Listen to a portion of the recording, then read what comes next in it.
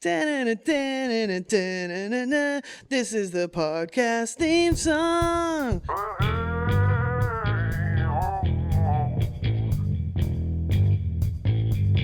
Welcome to the Windsor Speakeasy. So great to have you all here. Good to have you here today, Bronwen. Yeah, I'm Bronwen. Nice to meet you. Yeah, and the Windsor Speakeasy is a podcast where we talk about local goings-on, and right now we're focusing on the upcoming Windsor city elections.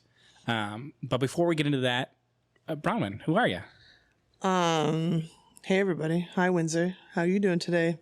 I'm Bronwen, and I'm just a human being out in the world shucking oysters, doing the dangerous work so that you don't have to. It's great. Sounds like satisfying and slimy work. It's, somebody's got to do it. I'm TJ Bondi, pronouns he, him. And I am a local politics nerd. And the only thing I nerd out more about is like fungus and plants, but that's for another podcast, I think. Yeah, on a more serious note, I'm Bronwen, she, they, and I'm here for some levity, some inspiration, let's get some positivity into this conversation. Yeah, and so you've lived in Windsor your whole life? For the past 17 years. I grew up in Kingsville, Ontario. Oh, so just down the Highway 3, the bypass. The far suburb. Yes. Yeah. I grew up in Essex, but lived in Windsor and surrounding region my whole life.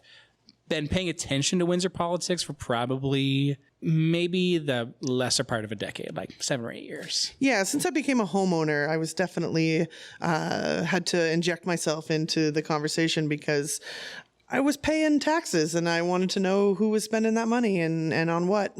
Yeah, so. and even those who don't own a home, renters, just don't see that item line in their rent, right? Like it's built into your rent.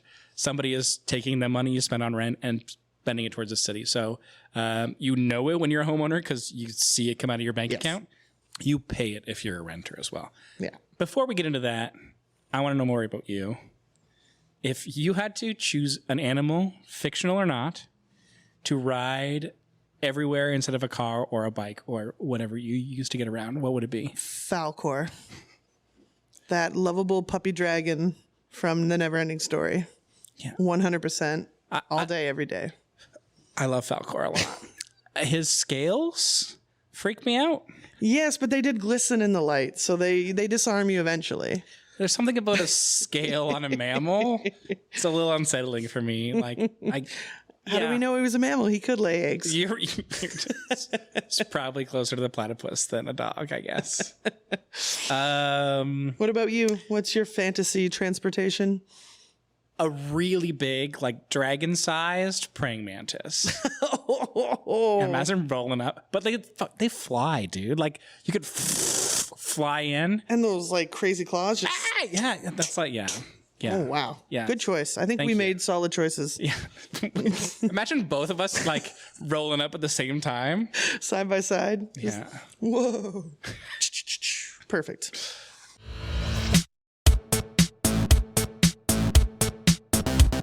On behalf of the Windsor Speakeasy crew, we acknowledge that we are on land surrounded by water and originally inhabited by Indigenous peoples who have traveled this area since time immemorial.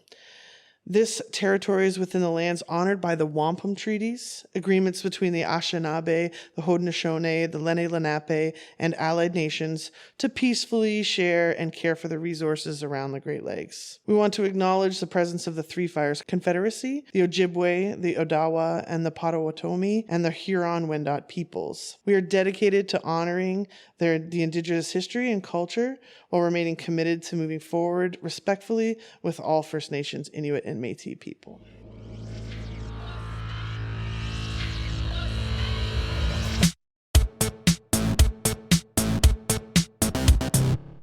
Today we are talking about Ward 1.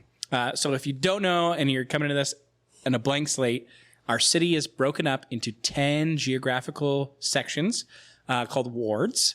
And when you go to vote on October 24th, you will vote for the mayor, and everyone in the city gets to vote for mayor. So the majority of the people in the city who vote for mayor, they'll get it.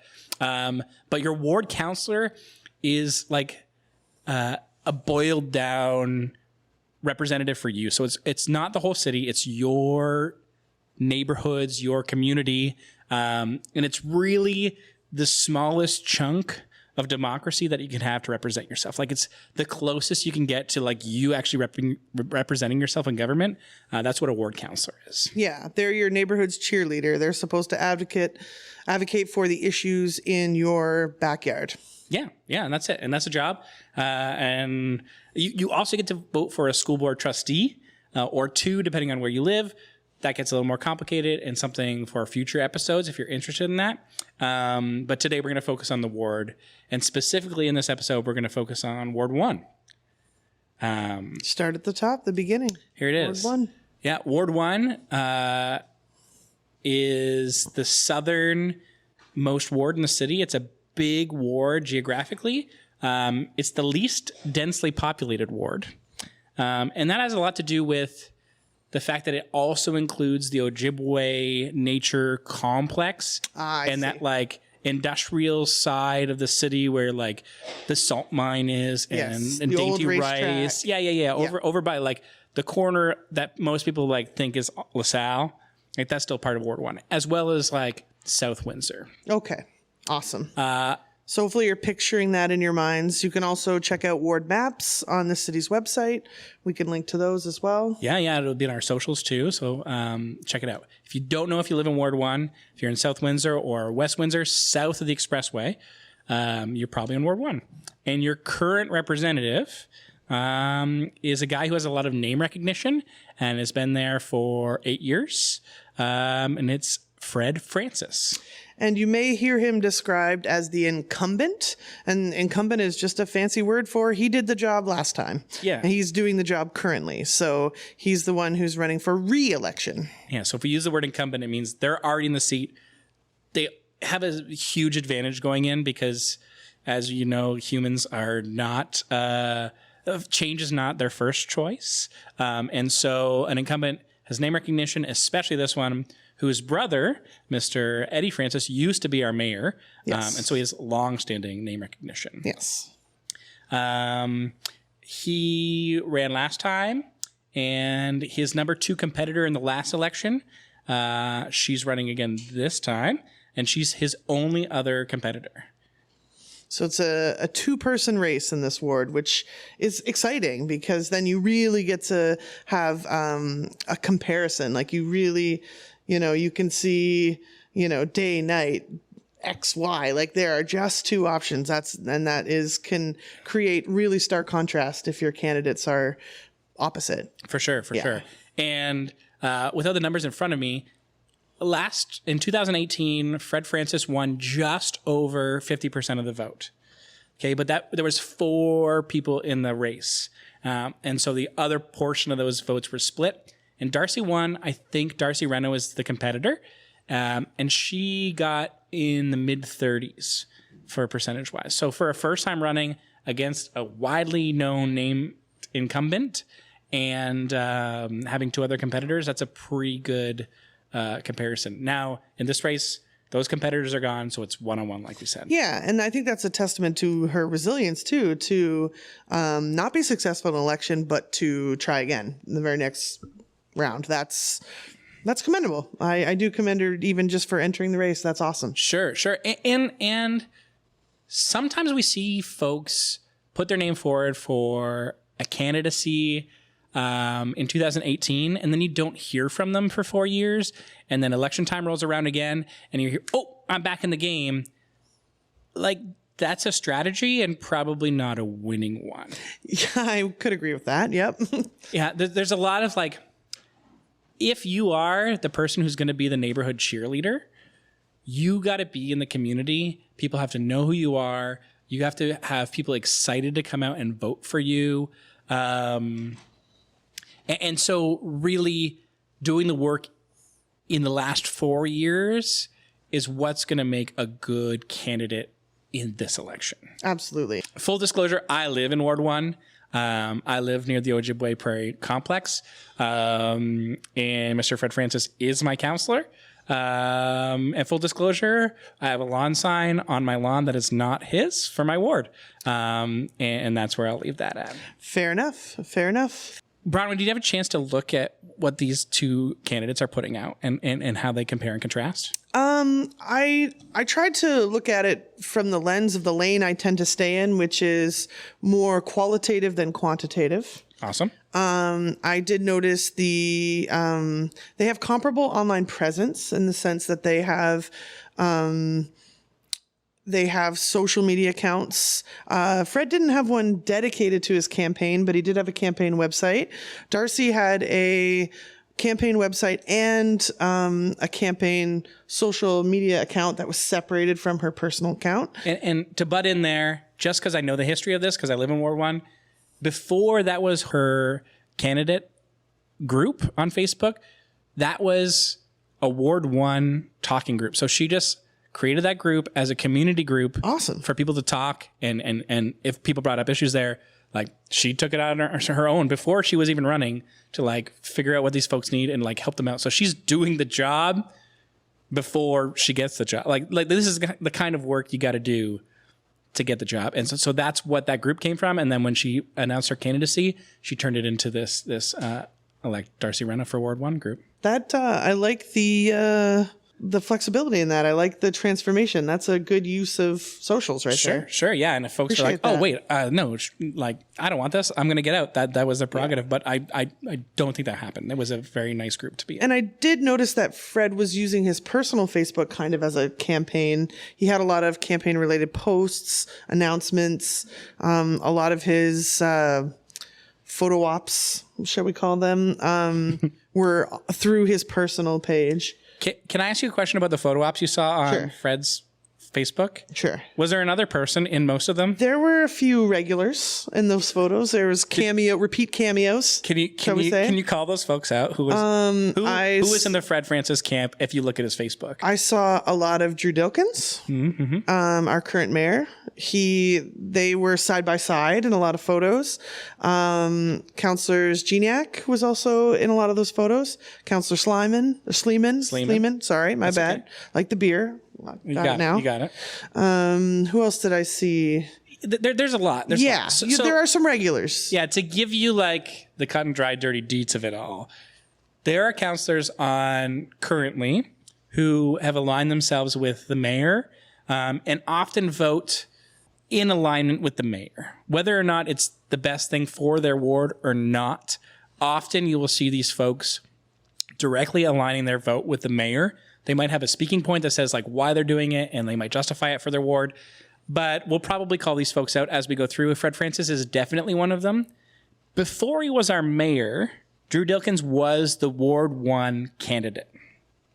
Okay. Yeah. So little history lesson here. Yeah. So he was the Ward 1 candidate. When he ran for mayor, he brought Fred Francis, and I don't know if he had a conversation with him and said, "Hey, I'm stepping out of this ward. Can you take it?" I don't know what that was like, but Drew stepped up to the mayorship, and Mr. Francis stepped into that role. So he followed Fred's brother and then pulled Fred along as he replaced his brother. Okay, I see. Yeah. We're seeing where the strings are. Yeah, okay. there's a lot of chummy shoulder rubbings. There's a crew. There's a bit of a clique forming. Yeah, and I think we'll post on our socials this week. There is a photo at Mr. Dilkins' most recent announcement of the crew who is often voting alongside of him, and we'll post that and call them out. So as we go through the wards, we'll get there. And if you look at Fred Francis's sign, it is if you take all the words off and switch the words around, it's the exact same as the Drew Dilkins sign. Yeah, it's pretty template graphic design. Yeah. Bronwen, if I say the words "hold the line on taxes," what does that mean to you? The rich want to keep their money. That's what hold the line on on taxes means to me. Yeah, and it is. And so in the last election and in previous elections, both the mayor and a lot of his friends and allies, specifically, we're talking today about Fred Francis. His one speaking point is that he's a fiscal conservative. He's going to not raise your taxes. He's going to not spend more money than he needs to. And that's his like one talking point. And when something comes up in council, if it's going to cost a lot of money and Mr. Dilkins isn't voting yes for it, he's probably going to vote no for it. So, and that's an interesting line, hold the line on taxes, because your property taxes are not indexed to inflation. And so this gets a little in the weeds, and I'll try to keep it simple.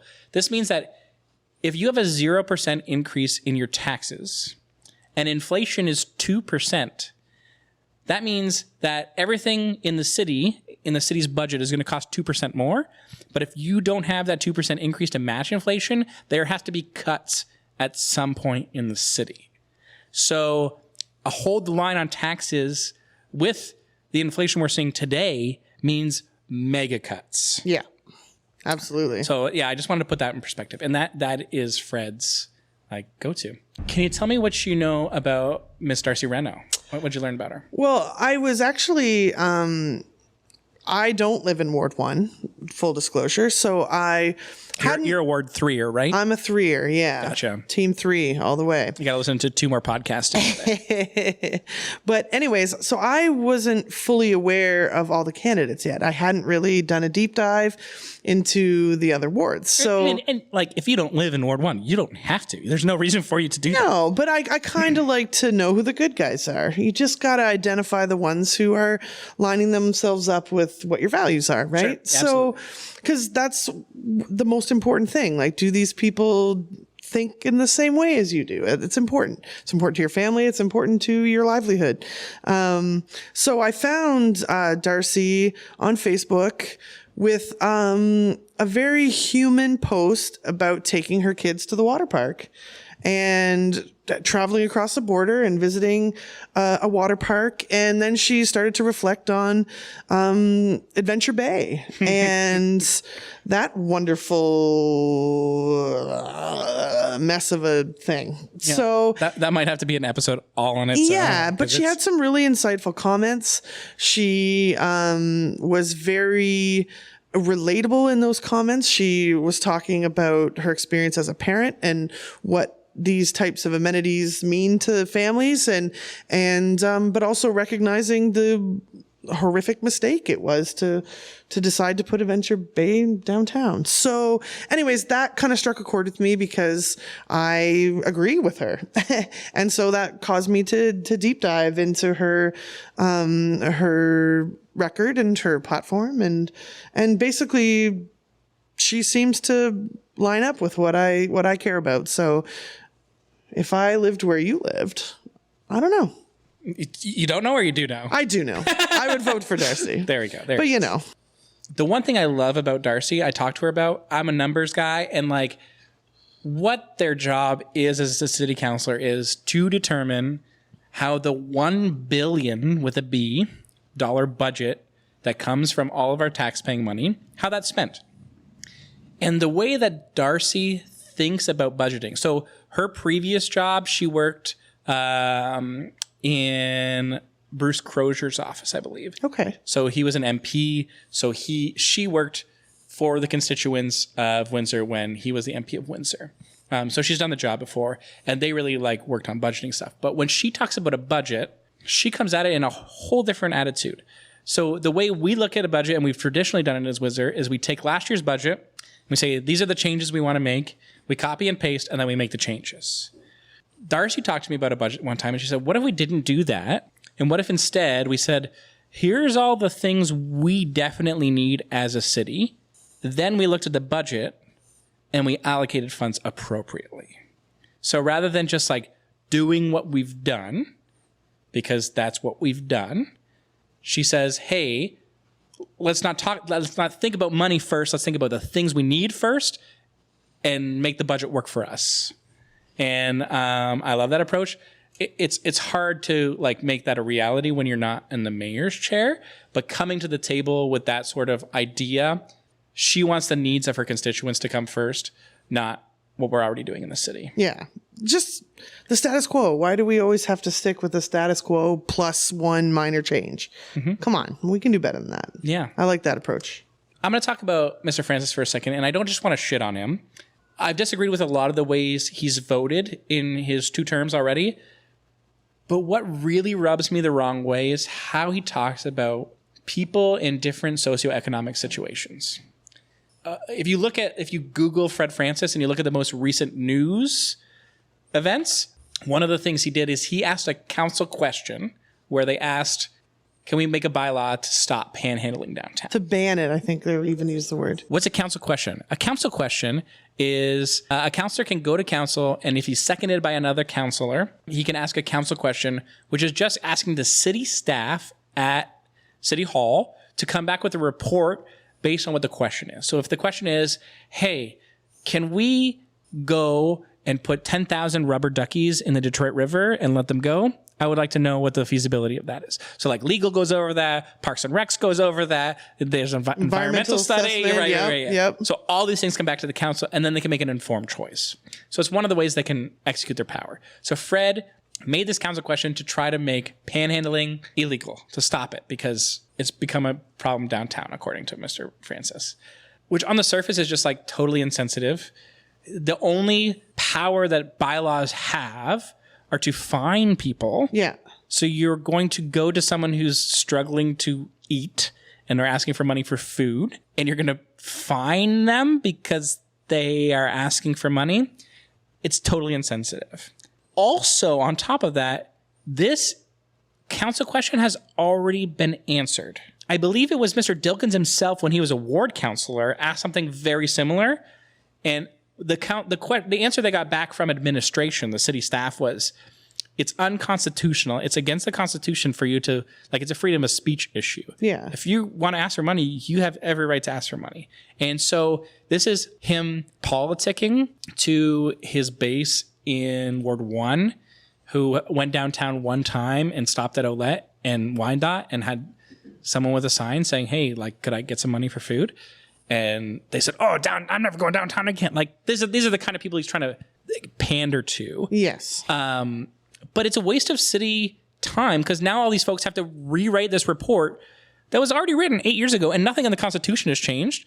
There's more people. The Human Rights Code is still the Human Rights Code. Yeah, we still have all the same rights. And so that really rubbed me the wrong way. Yeah, that's a very elitist, unfortunate question to ask and to make city employees have to answer. Ugh. Yeah. That leaves a bad taste in my mouth. Right? Yeah. So to summarize the stuff that we talked about, it's 2 candidates in Ward 1. I think we're both on the same side as who we would vote for if we were there. Oops. Oops. But please, like, if you live in Ward 1 or you know somebody who lives in Ward 1, have them take a look. Make sure that they vote. Ward 1 has the highest voter turnout, or one of the highest voter turnouts, but they are often older folk who are voting for the status quo. And so that is Mr. Francis's base. And if we can get new voters out who are excited about new things, I think they should really take a serious look at Miss Darcie Renaud. And if they have questions or want to know more, I know she's super approachable and available. Email her, call her, do whatever you can. If you like the answer she gives, go give her a hand. Go hand out lit. Go get a sign. Donate. Give a donation. Yeah. Yep. And one thing we're going to talk about as we go through the wards is there's no party politics in municipal politics, meaning that there's no money for these folks other than their own money or donations from people in their wards who believe in them, or people outside of their wards. It could be anybody, but it's all private money that like pays for those lawn signs and pays for those flyers that you get in your mailbox, and pays the mailman to go drop those flyers in your mailbox. And so if you believe in change in your city and you want to see the city do better, and you have a candidate in your ward or a mayoral candidate that you support, throw them some money, get a lawn sign, support them. If you don't care, you're probably not listening to this podcast. Yeah, you're probably not our audience. I really want to urge people to reflect on your values. Reflect on what is actually going to affect your family, and what is going to affect your day-to-day life, because these counselors, these candidates are going to represent you and are going to actually have a tangible effect on your life. Their impact will be felt in your wallet, in your homes, in your neighborhoods, on the roads, on the parks, on your amenities that are in your neighborhood. So if you really reflect intrinsically on those values, what do you care about? These candidates should align with what you care about. So go at least on a majority of things. Yeah. Like, you don't have to agree with everything that they talk about. And a lot of the stuff that they're going to say, especially during the election season, is going to kind of be middle of the road stuff. But like, you're confused about an issue or you want to like see them push it further, reach out to them. I'm sure they'll have an honest conversation about it. And right now it's about engaging as many people as they can. Absolutely. I have one last thing to add about Ward 1 that's important to my heart, is the Ojibwe Nature Complex as a whole. It's all in Ward 1. It's this massive block of natural land. If you look at a map of Windsor and you turn satellite on, you can just see this huge chunk of green in blocks on the southwest side. I know that anecdotally, to protect this area, I don't think Fred Francis is the right counselor for that. He has voted against issues that came to council about protecting migration patterns on Matcha and Malden Road. There's thousands of animals, endangered and at-risk species, slaughtered on those roads every year. And he's voted against doing anything about that every time it's come to council, or at least kick the can down the road. Those snakes and turtles cannot vote.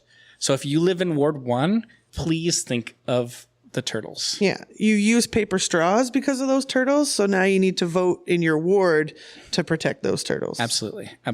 Yeah. It's really tricky because it's a weird section of the city that doesn't get represented. But as Ward 1 representatives, it is your job to think about that area of scientific and natural interest. If you live in Ward 1, you know someone who lives in Ward 1, and any of the things we talked about today really struck a chord with you, or you want to know more, check out your candidates. Go to the website. Just Google Ward 1 Councilors for Windsor. Both will come up. Check them out. Figure out what you're going to vote for. Make sure you vote. Have those uncomfortable conversations. Talk about the things that you normally would avoid. If it involves politics, do it. Just do it. Rip the Band-Aid off. Yeah. I have faith in you. I believe in you. You can handle this. You can do it. Be nice and talk about it and be honest. And usually that's a good path to take. Yeah, I agree. Yeah, that's it. So this is the Ward 1 episode. We did it. This is Ward 1. We're done. We did it. In the bag. The Thanks. Windsor Speakeasy podcast. Here we are. That. Subscribe to our podcast. Do it. Like and rate if you can on your podcast player, especially right now because it's brand new. We want to get this information out to the most amount of people. Follow us on Instagram, Twitter. It is TikTok. I think we have a TikTok. Yeah. Windsor Speak EZ is our handle on all our socials. So check us out. Follow us. Yeah. Come back in a little while for Ward 2 episode. Yeah, Ward 2. Chowder. Electric Boogaloo. Electric Boogaloo? You know. Okay. That's that reference right over your head. cliffhanger. Well, you know, like. I hope you explain it the beginning of the next episode.